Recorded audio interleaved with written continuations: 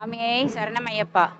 பூந்தமல்லியில் உள்ள திருமால் நகரில் அமைந்திருக்கும் ஐயப்பன் கோவில் மண்டல பூஜை வெகு சிறப்பாக நடந்து கொண்டிருக்கிறது. கார்த்திகை மாதம் 1ஆம் தேதி ஆரம்பித்த பூஜை இன்று பள்ளி வேட்டை, நாளைக்கு விளக்கு பூஜையுடன் ஐயப்பன் ஊர்வலமாக வருவார். இந்த விளக்கு பூஜையில் நாங்கள் 100 மகளிர்கள் விளக்கெடுத்து பள்ளி வேட்டை நிகழ்ச்சியில் கலந்து கொண்டோம்.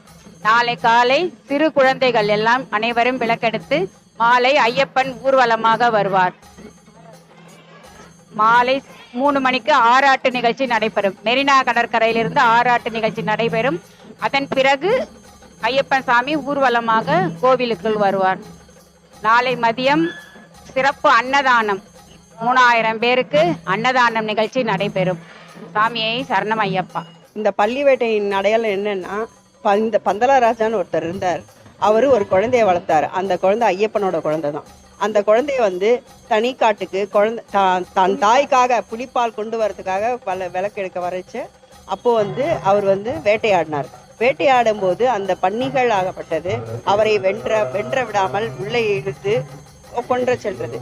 அப்பொழுது அந்த பன்றியானப்பட்டதை அவரை வென்று அதை வதம் பண்ணி அது மகளாக மாறி மஞ்ச மாதாவாக உருவெடுத்தது.